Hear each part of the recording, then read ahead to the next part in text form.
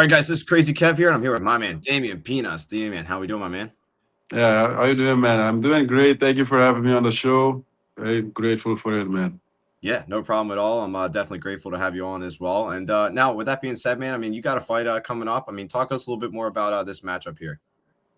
Yeah, there's not a lot to talk about it because there's nothing else gonna happen. You're gonna go to KO this guy in the first round. I hope that they prepare good. You don't understand. I say that word again, like underestimate me because I'm gonna finish him. I'm coming to finish the fight. So they're not paying me to stay long in that fight in that cage. So I come in to finish the fight early. Yeah. Now, with your fight with Wes Schultz, I mean, you're going to be fighting in Mexico. I mean, what do you kind of think about the location and everything about that? For me, it's like a nice place to start my career in Mexico because the people that they love the thing about fighting. They support the fighter.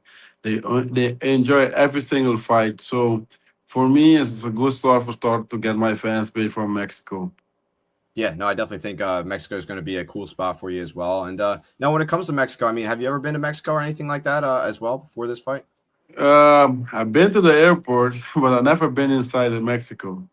Nice. Okay. Okay. So that's definitely cool. You go kind of get to check it out a little bit as well. And now, when it comes to this matchup, I mean, you're fighting Wes Schultz. You think you're going to get that first round finish? I mean, what do you kind of know about your opponent, and what are you kind of doing in the gym to get prepared for this one? Yeah. Um, for me, what I know, I think he is a wrestler and he have a decent striking, but if he chose to strike with me, it will end bad for him. So he need to use his weapon that is wrestling. And yeah, use wrestling against me is also a problem because I can also wrestle too. So we can, I don't know. There's nothing that gonna surprise me inside there. Yeah. No, I definitely think this is going to be a good one for you as well. And now, when it comes to your training, I mean, who's maybe some of the training partners that are helping you be the best version of you for this fight here? You have Jose Canela. You're gonna fight 7th February in the UFC Apex. He is my training partner. He helping me a lot. There's a lot of other guys here at the Nofion too that help me a lot. So yeah, I have a few great partners that help me in Nofion. Yeah, and now when it comes to this fight, I mean, obviously, you made it into the UFC from the Contender Series. I mean, how do you think you've maybe improved since that last fight with everything going into this camp here? Um, for if you see all my fights, after all my fight, I try to get better. So it's like the contender fight, I was better than before that fight. Because I get better after one fight. Now I'm gonna be much better than the contender fight. My striker gonna be on point. My everything gonna be on point now. Much better. And after this one, I'm just gonna get better again. Because every fight is just like a new experience for me. And every single fight I get better. So the training now is like more intense too. It's like I have a big opportunity. Um I need to just work hard to prove them that I belong in the UFC. And yeah, it's just a little more extra work on it. There's already a lot of work, but put in more extra work because yeah, now I'm a UFC fighter. Yeah, no, you're definitely a UFC fighter, man. You definitely have a lot of potential. And now, when it comes to your fighting in 2026 and everything like that, what are maybe some of your goals that you might have for your career right now? Um I want to fight a lot of fight. My goal is to retire maybe at 30, 31. That's my goal. But I'm 23 now. I'm gonna be 24 next month. Oh no, I mean March 24, and I still have 6 years more to go. So in this 6 year, I want to be like to get to in 4 years. I want to get to the title. That's my plan. That's my goal. That's my plan to get to the title in 4 years. Defend the belt 2 years, and yeah, after that, it's just there's nothing else to do. I want to retire early, so I want to do everything so early in my young age before I get old. No, you mentioned you want to retire around like that 30, 31 age. I mean, do you have like any plans on maybe on what you like to do after you're done fighting? So don't fight it. Just enjoy life. Be in a yacht, fly in private jet. So just enjoy life because now I'm sacrifice everything. Not I'm not even part. Not even celebrate my birthday. Not even go to celebrate how you call it, the Christmas dinner. Nothing of that. It's just only training. I sacrifice everything of my life now to enjoy. I sacrifice to enjoy it when I'm 30. That's my plan. That's why I want to retire early so I can enjoy everything I missed from. Yeah, no, that's definitely pretty cool to kind of hear as well. And now, when it comes to your fighting career as well, I mean, you mentioned you're hoping to get a first round finish here. I mean, if everything goes to plan, how active do you want to kind of be in 2026? How many fights are you looking to maybe have?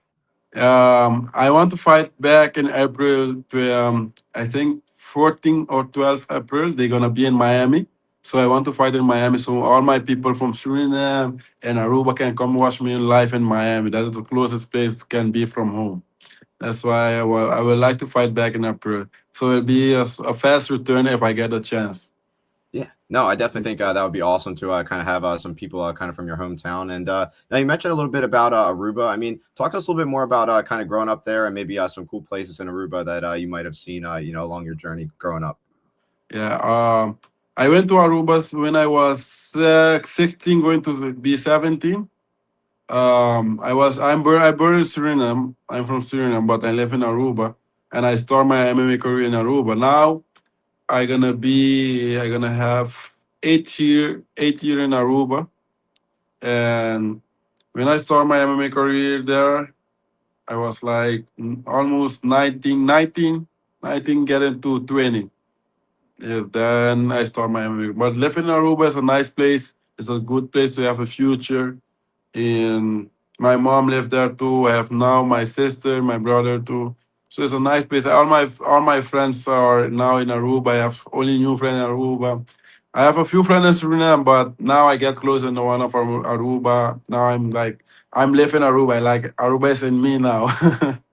No, Yeah. that's awesome, man. And when it comes to Aruba, man, I was actually planning to go there for my 21st birthday, but then COVID hit, so then I actually had to cancel my trip, so I never got to go there. So when it comes to Aruba, I mean, what would maybe some cool places to maybe see there No, or it's a cool cool places place to to go? be there. It's a nice place for the tourists to go there. It's a small island, but you can get to know the place like in 2 days. You can get to know every place, and the people are also nice there too. They welcome everybody. If you come there, everybody gonna talk to you like normal, like family. They're gonna see you like family. So it's a nice place to be. Yeah, no, that's definitely awesome to hear, and I definitely hope I can check it out one day again in the future. And now, when it comes to the Dana White Contender Series, man, I mean, talk us a little bit more about getting the call and what that was kind of like to experience the Dana White Contender Series and get on that show. Um, yeah, before getting that call, I had one chance, but I blew it out. Like before I get the DQ fight, the DQ, the one that I lost, I was 4-0, and I don't know if you know the operator told me that if I won that fight, I'm gonna be 5-0, and maybe can get me the chance to go to the contender stage. That was 2024 to get the contender stage in the 2024. Then I went to fight the March, then I lost that fight via DQ. And after that, I lost that fight, and they told me that now it's gonna be difficult for you to get to the contender series. Now maybe you need to start winning like a few more fights, then maybe gonna try. There's no guarantee that you're gonna get a chance. And I was like, oh no, like, why I'm doing this stuff? And then after something kicking my head, say that okay, if you stop winning your fight, keep winning. Nobody can deny you that you're gonna get the call for sure. Then I start fighting. I fight 2024 4 times. The first one I lost. After that, I fight four more time. I win all my four fight. All no, three more fight. Then I win all the three fights. So I was like 2024. I was 1-3. Then 2025, I was booking to fight in Aruba. My last fight in Aruba for the title to defend my title.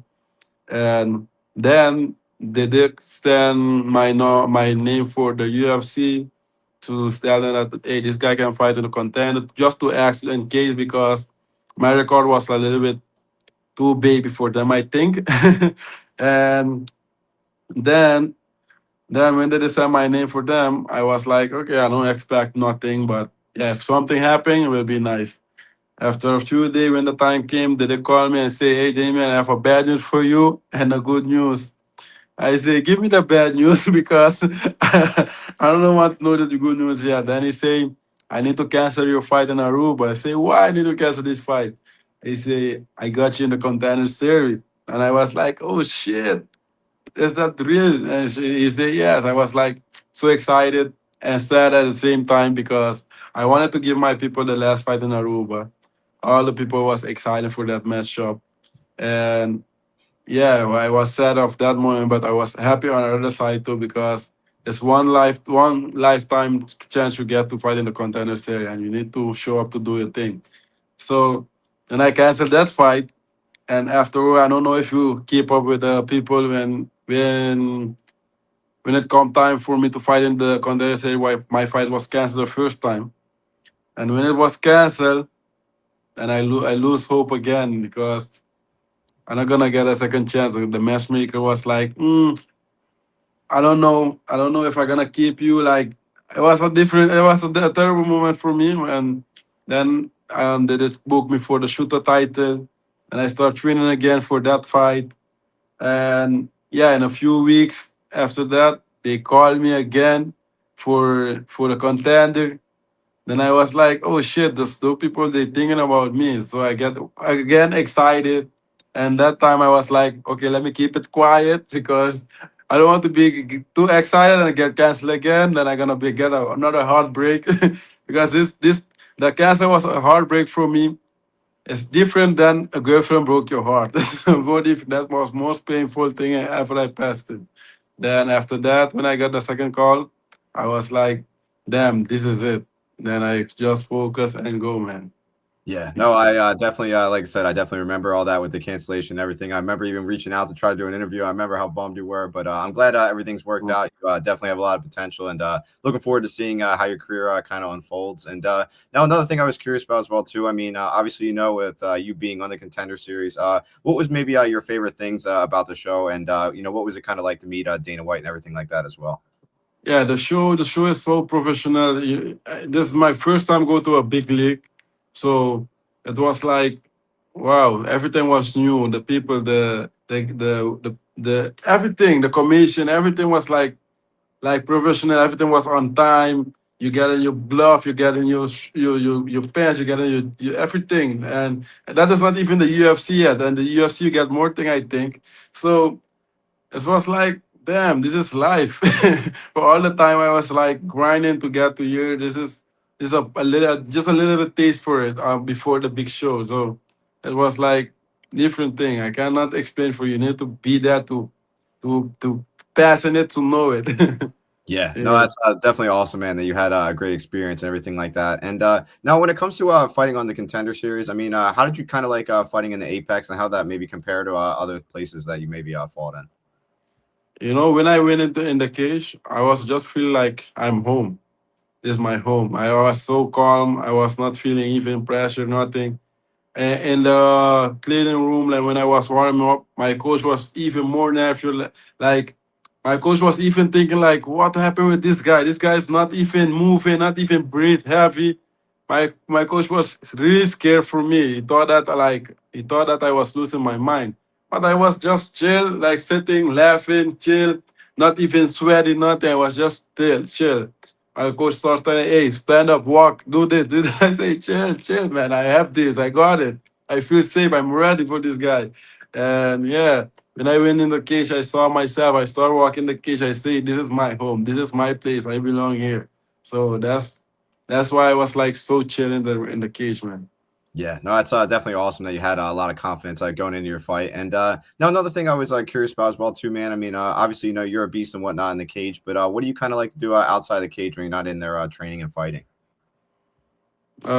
Eating, man. I eat a lot. I eat a lot, and most of most of the time I'm gonna be on my bed, just watch Netflix, and just that, man. I barely go out. Like when I go out, it's like my one of my friends is forcing me to go out with them, and yeah, most of the time I'm just gonna be home and be Netflix or playing my game like that. But I'm not doing nothing else. Fair enough. No, you're definitely it definitely sounds like a lot of fun as well. And now with you fighting in UFC Mexico, I see you're kind of dropping some merch a little bit as well too. I mean, talk us a little bit more about that merch and how we can kind of get it as well. Yeah, man. The merch, I always drop some merch on my when I have a new fight. Every fight I'm gonna drop merch, but this merch is just only available in Aruba now because I'm not that big yet. I'm not have the connection yet, the right connection to make it international. But one day I will do it. But now, for now, it's just in Aruba, and I hope next fight I can already try to do something small for the fans outside of Aruba.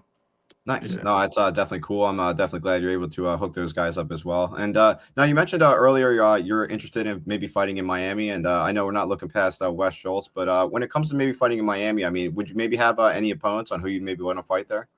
I don't care. Whoever is ready to fight in Miami with me, let's fight. Yeah, now I have Wes in front of me.